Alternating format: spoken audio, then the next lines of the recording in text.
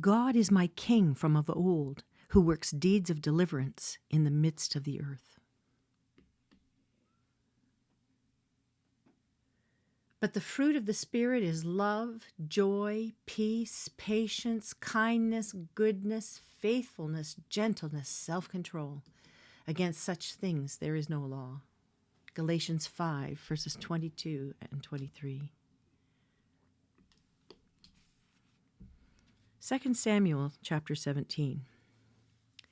Furthermore, Ahithophel said to Absalom, "Please let me choose 12,000 men that I may arise and pursue David tonight. I will come upon him while he is weary and exhausted and terrify him, so that all the people who are with him will flee. Then I will strike down the king alone, and I will bring back all the people to you. The return of everyone depends on the man you seek. Then all the people will be at peace." So the plan pleased Absalom and all the elders of Israel. Then Absalom said, "Now call Hushai the Archite also, and let us hear what he has to say." When Hushai had come to Absalom, Absalom said to him, "Ahithophel has spoken thus. Shall we carry out his plan? If not, you speak." So Hushai said to Absalom, "This time the advice that Ahithophel has given is not good." Moreover, Hushai said, "You know your father and his men, that they are mighty men, and that they are fierce, like a bear robbed of her cubs in the field. And your father is an expert in warfare, and will not spend the night with the people. Behold, he has now hidden himself in one of the caves, or in another place. And it will be when he falls on them in the first attack, that whoever hears it will say, 'There has been a slaughter among the people who follow Absalom.' And even the one who is valiant, whose heart is like the heart of a lion, will completely lose heart. For all Israel knows that your father is a mighty man, and those who are with him are valiant men. But I counsel that all Israel will surely be gathered to you, from Dan even to Beersheba, as the sand that is by the sea in abundance, and that you personally go into battle. Now we shall come to him in one of the places where he can be found, and we will fall on him as the dew falls on the ground, and of him and of all the men who are with him, not even one will be left. If he withdraws into a city, then all Israel shall bring ropes to that city, and we shall drag it into the valley until not even a small stone is found there." Then Absalom and all the men of Israel said, "The counsel of Hushai the Archite is better than the counsel of Ahithophel." For the Lord had ordained to thwart the good counsel of Ahithophel, so that the Lord might bring calamity on Absalom. Then Hushai said to Zadok and to Abiathar the priests, "This is what Ahithophel counseled Absalom and the elders of Israel, and this is what I have counseled. Now therefore send quickly and tell David, saying, 'Do not spend the night at the fords in the wilderness, but by all means cross over, or else the king and all the people who are with him will be destroyed.'" Now Jonathan and Ahimaaz were staying at En-Rogel, and a maidservant would go and tell them, and they would go and tell King David, for they could not be seen entering the city. But a lad did see them and told Absalom. So the two of them departed quickly and came to the house of a man in Bahurim, who had a well in his courtyard, and they went down into it.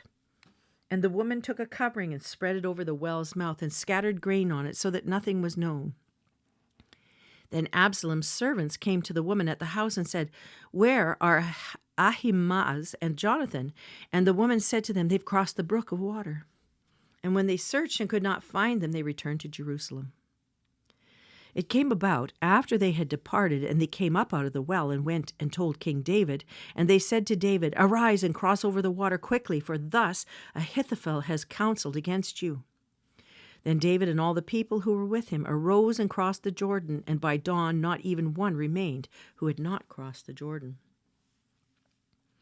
Now, when Ahithophel saw that his counsel was not followed, he saddled his donkey and arose and went to his home, to his city, and set his house in order, and strangled himself. Thus he died and was buried in the grave of his father. Then David came to Mahanaim, and Absalom crossed the Jordan, he and all the men of Israel with him. Absalom sent Amasa over the army in place of Joab. Now Amasa was the son of a man whose name was Ithra the Israelite, who went in to Abigail, the daughter of Nahash, sister of Zeruiah, Joab's mother. And Israel and Absalom camped in the land of Gilead. Now, when David had come to Mahanaim, Shobi, the son of Nahash from Rabbah of the sons of Ammon, Machir, the son of Amiel from Lo-debar, and Barzillai, the Gileadite from Rogalim, brought beds, basins, pottery, wheat, barley, flour, parched grain, beans, lentils, parched seeds, honey, curds, sheep, and cheese of the herd, for David and for the people who were with him to eat, for they said, the people are hungry and weary and thirsty in the wilderness. 2 Samuel chapter 18. Then David numbered the people who were with him and set over them commanders of thousands and commanders of hundreds. David sent the people out, 1/3 under the command of Joab, 1/3 under the command of Abishai the son of Zeruiah, Joab's brother, and 1/3 under the command of Ittai the Gittite. And the king said to the people, I myself will surely go out with you also. But the people said, you should not go out, for if indeed we flee, they will not care about us. Even if half of us die, they will not care about us. But you are worth 10,000 of us. Therefore now it is better that you be ready to help us from the city. Then the king said to them, whatever seems best to you, I will do. So the king stood beside the gate, and all the people went out by hundreds and thousands. The king charged Joab and Abishai and Ittai, saying, deal gently for my sake with the young man Absalom. And all the people heard when the king charged all the commanders concerning Absalom. Then the people went out into the field against Israel, and the battle took place in the forest of Ephraim. The people of Israel were defeated there before the servants of David, and the slaughter there that day was great, 20,000 men. For the battle there was spread over the whole countryside, and the forest devoured more people that day than the sword devoured. Now Absalom happened to meet the servants of David, for Absalom was riding on his mule, and the mule went under the thick branches of a great oak, and his head caught fast in the oak, and he was left hanging between heaven and earth, while the mule that was under him kept going. When a certain man saw it, he told Joab and said, behold, I saw Absalom hanging in an oak. Then Joab said to the man who had told him, now behold, you saw him? Why then did you not strike him there to the ground? And I would have given you 10 pieces of silver and a belt. The man said to Joab, even if I should receive 1,000 pieces of silver in my hand, I would not put out my hand against the king's son. For in our hearing the king charged you, and Abishai and Ittai, saying, protect for me the young man Absalom. Otherwise, if I had dealt treacherously against his life, and there's nothing hidden from the king, then you yourself would have stood aloof. Then Joab said, I will not waste time here with you. So he took 3 spears in his hand and thrust them through the heart of Absalom while he was yet alive in the midst of the oak. And 10 young men who carried Joab's armor gathered around and struck Absalom and killed him. Then Joab blew the trumpet, and the people returned from pursuing Israel, for Joab restrained the people. They took Absalom and cast him into a deep pit in the forest and erected over him a very great heap of stones. And all Israel fled, each to his tent. Now Absalom in his lifetime had taken and set up for himself a pillar which is in the king's valley, for he said, I have no son to preserve my name. So he named the pillar after his own name, and it is called Absalom's monument to this day. Then Ahimaaz, the son of Zadok, said, please let me run and bring news to the king that the Lord has freed him from the hand of his enemies. But Joab said to him, you are not the man to carry news this day, but you shall carry news another day. However, you shall carry no news today, because the king's son is dead. Then Joab said to the Cushite, go tell the king what you have seen. So the Cushite bowed to Joab and ran. Now Ahimaaz, the son of Zadok, said once more to Joab, but whatever happens, please let me also run after the Cushite. And Joab said, why would you run, my son, since you will have no reward for going? But whatever happens, he said, I will run. And he said to him, Run. Then Ahimaaz ran by way of the plain and passed up the Cushite. Now David was sitting between the two gates, and the watchman went up to the roof of the gate by the wall, and raised his eyes and looked, and behold, a man running by himself. The watchman called and told the king, and the king said, If he is by himself, there is good news in his mouth. And he came nearer and nearer. Then the watchman saw another man running, and the watchman called to the gatekeeper and said, Behold, another man running by himself. And the king said, This one also is bringing good news. The watchman said, I think the running of the first one is like the running of Ahimaaz, the son of Zadok. And the king said, This is a good man, and comes with good news. Ahimaaz called and said to the king, All is well. And he prostrated himself before the king with his face to the ground. And he said, Blessed is the Lord your God, who has delivered up the men who lifted their hands against my lord the king. The king said, Is it well with the young man Absalom? And Ahimaaz answered, When Joab sent the king's servant and your servant, I saw a great tumult, but I did not know what it was. Then the king said, Turn aside and stand here. So he turned aside and stood still.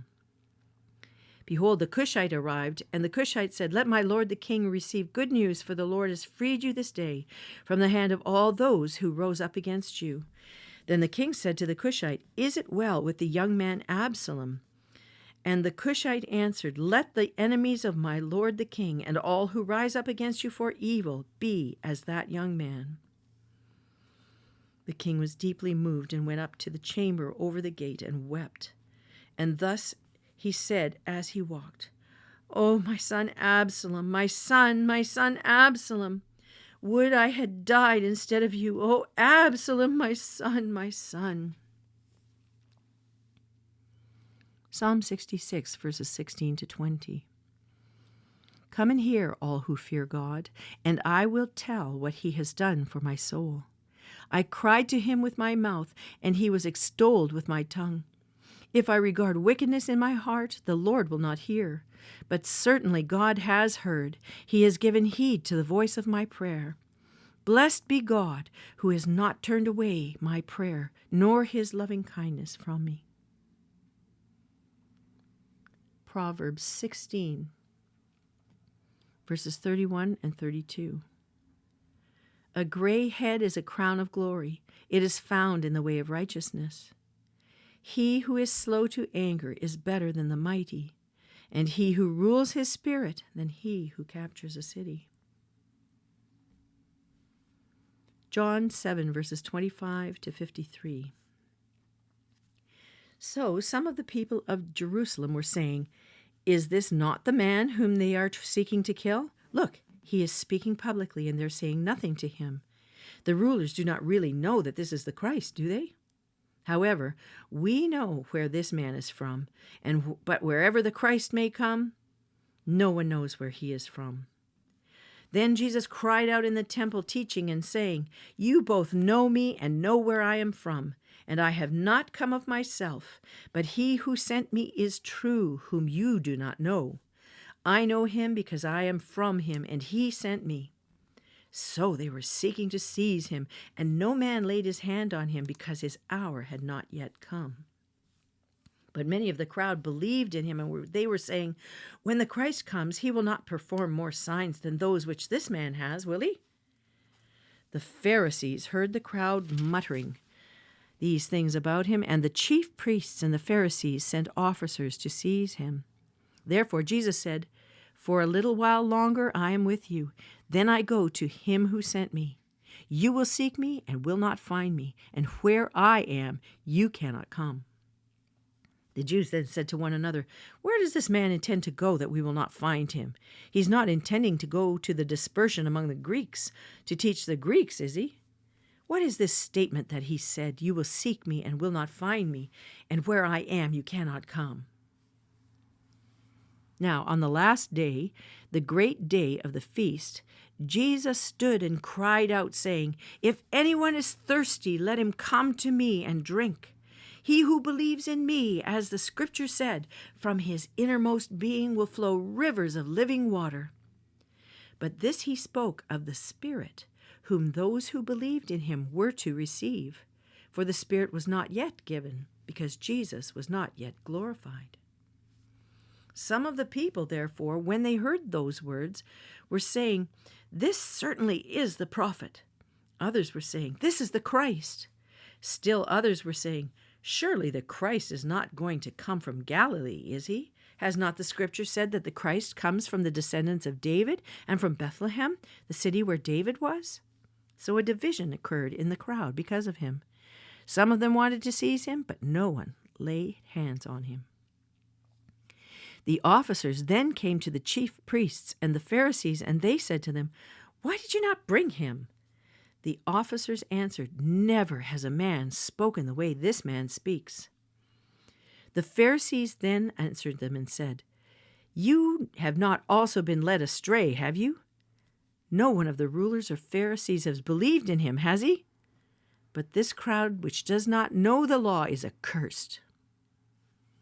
Nicodemus, he who came to him before, being one of them, said to them, "Our law does not judge a man unless it first hears from him and knows what he is doing, does it?"